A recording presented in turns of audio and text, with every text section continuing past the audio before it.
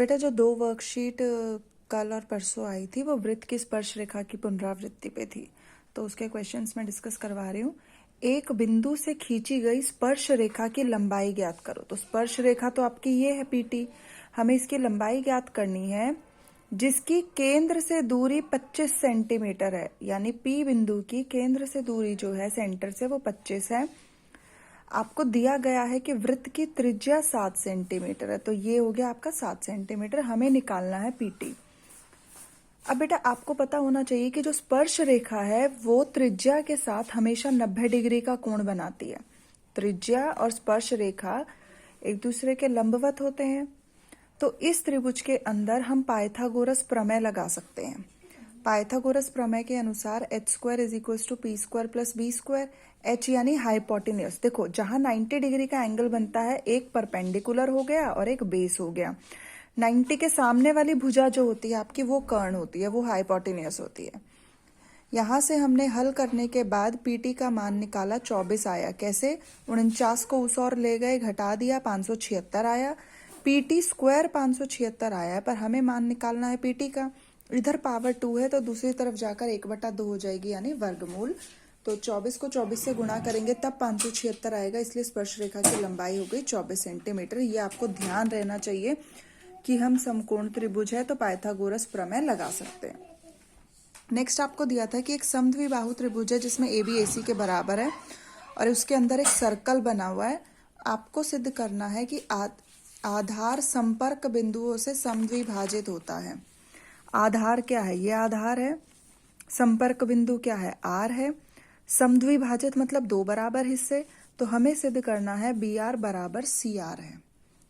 तो हमने क्या किया, आपको पता है कि बाहरी बिंदु से वृत्त पर खींची स्पर्श रेखाओं की लंबाई बराबर होती है। तो ए बिंदु बाहरी हो गया तो ए पी और ए क्यू बराबर होंगे, बी पी और बी आर बराबर होंगे, सी क्यू और सी आर बराबर होंगे। लिख दिया। अब ये समद्विबाहु त्रिभुज दिया हुआ था, यानी इसके दो भुजाएं बराबर है। हमें दिया हुआ था ए बी ए सी के बराबर है। हमने क्या किया बेटा, दोनों और ए पी घटा दिया। दोनों और क्या घटा दिया? A P. जब दो चीजें बराबर होती है तो हम दोनों साइड कुछ भी जोड़ दें, जैसे दोनों तरफ अगर मैं 2-2 जोड़ दूं तब भी ये बराबर रहेंगी, और दोनों तरफ से मैं 2-2 घटा दूं तब भी ये बराबर रहेंगी। मतलब अगर दो चीजें बराबर हैं आपस में तो उसमें हम कुछ भी जोड़ या घटा दें अगर दोनों साइड पर सेम, तो वो इक्वल रहेगा। तो हमने ए बी में से ए पी घटा दिया अपनी मर्जी से, और ए सी में से भी ए पी ही घटाना है। अब देखो ए बी में से ए पी घटेगा, ये पूरा ए बी है, इसमें से ऊपर वाला घट गया तो सिर्फ नीचे वाला बीपी बच जाएगा। यहाँ क्या हुआ, एसी में से, देखो एसी में से एपी घटकर तो कुछ नहीं हो सकता, पर मुझे पता है कि एपी जो है वो ए क्यू के बराबर है। एपी जो है वो ए क्यू के बराबर है, इसलिए हमने एपी की जगह ए क्यू लिख दिया। अब फायदा हो जाएगा, अब एसी में से ए क्यू घटा दोगे तो नीचे वाला सी क्यू बच जाएगा। इसका यूज किया हमने, एपी और ए क्यू आपस में बराबर है।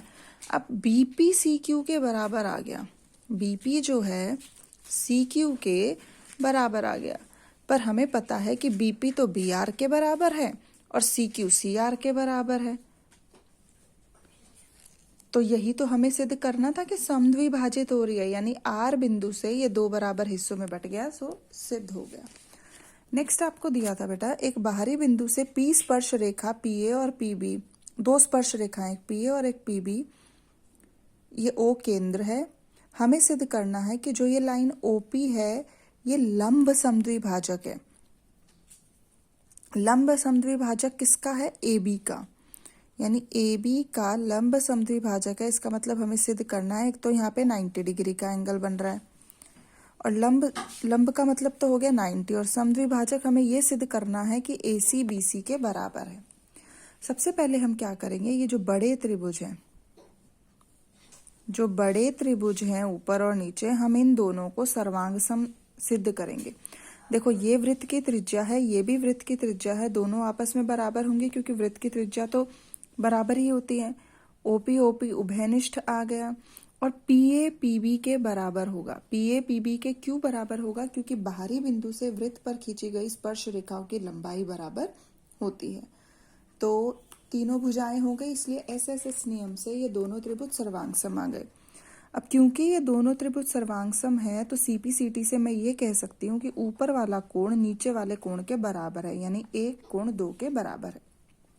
अब हम क्या करेंगे, अब हम त्रिभुज लेंगे ये वाला APC, यानी यहाँ तक ये वाला त्रिभुज लेंगे। पहले तो हमने ये पूरा लिया था, अब हम इस छोटे त्रिभुज को छोड़ देंगे दोनों में और ये वाले दोनों त्रिभुज लेंगे, वही यहाँ पर लिखा है। अब इसमें भी देखो, इस त्रिभुज में भी इस वाले में भी PA और PB तो पूरे पूरे आ रहे हैं, ये दोनों बराबर हो जाएंगे। CP जो है आपका वो उभयनिष्ठ हो जाएगा और एक कोण दो के बराबर है, ये अभी हमने CPCT से लिखा था तो वो यहाँ लिख दिया। अब कौन सा नियम लगा, देखो एक भुजा ये है, एक भुजा ये है और उसके बीच का कोण है, तो SAS नियम से ये दोनों त्रिभुज सर्वांग सम हो गए। अब क्योंकि ये दोनों त्रिभुज सर्वांग सम है तो हमने CPCT से क्या कहा, हमने CPCT से ये कहा कि ये हिस्सा इस हिस्से के बराबर होगा, क्योंकि जब दो त्रिभुज सर्वांग सम होते हैं तो उनके संगत भाग बराबर होते हैं। तो हमने CPCT से ये कहा ये इसके बराबर होगा और ये वाला कोण इस वाले कोण के बराबर आ जाएगा, ठीक है, ये वाला कोण इस वाले कोण के बराबर होगा। पर अगर मैं इन दोनों को जोड़ूं तो 180 बनता है, क्यों, क्योंकि ये रैखिक युग्म है। ACP और BCP का जोड़ कितना है, 180। अब BCP ACP के बराबर है, देखो ये दोनों कोण आपस में बराबर हैं, देखो ये दोनों कोण हमने CPCT से बराबर बोल दिए और इन दोनों को जोड़कर 180 भी आना चाहिए। ये दोनों कोण बराबर भी हैं और इनको जोड़ के 180 भी बनना चाहिए। तो एक ही शर्त पर पॉसिबल है जब दोनों 90-90 के हों, तो वहीं यहाँ पर हमने लिख दिया BCP की जगह हमने ACP लिख दिया। यहाँ 2 गुणा हो रहा है, दूसरी तरफ भाग में चला जाएगा तो 180 को 2 से भाग करोगे 90 आ जाएगा। तो देखो 1 और 3 से, 1 से आ गया कि AC BC के बराबर है तो समद्विभाजक हो गया, और 3 से आ गया कि 90 डिग्री का कोण है तो लंब हो गया। फोर्थ क्वेश्चन वर्कशीट में था कि AB और AC दो स्पर्श रेखाएं हैं, ये कोण 60 का है, आपको ये निकालना है। तो देखो ये एक चतुर्भुज बन रहा है, यानी 4 भुजाओं वाली आकृति।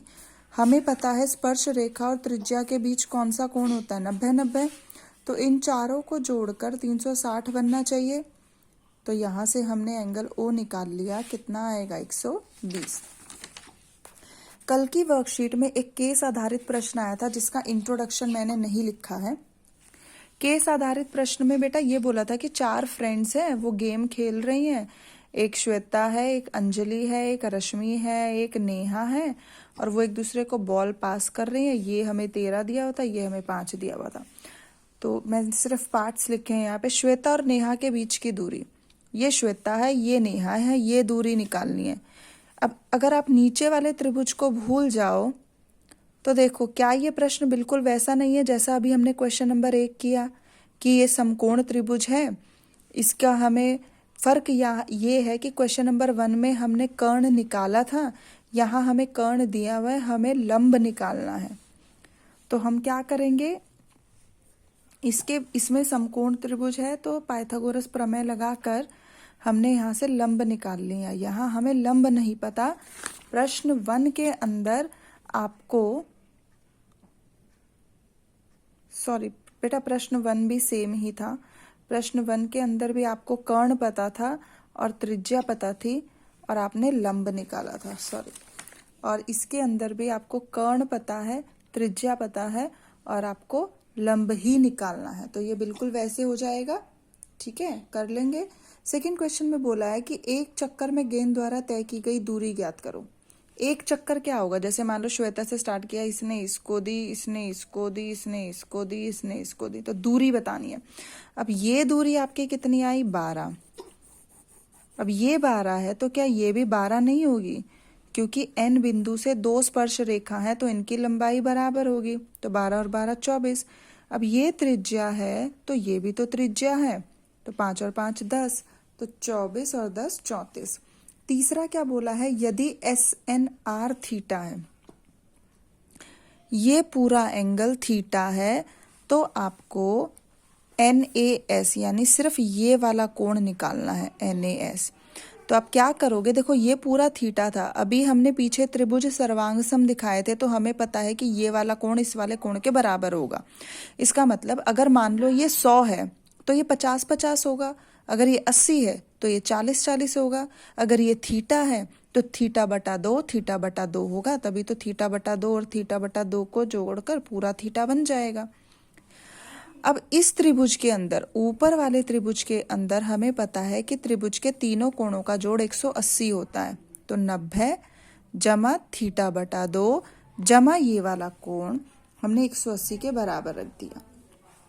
अब यहाँ से ये सारे उधर चले जाएंगे, ये भी नेगेटिव हो जाएगा, ये भी नेगेटिव हो जाएगा, और तो कुछ हम कर नहीं सकते। 180 में से 90 गया 90 माइनस थीटा बाय 2, तो जो आपका NaS है वो कितना हो जाएगा 90 माइनस थीटा बाय 2। इसको आप 2 बार नोटबुक में कल कर लाएंगे।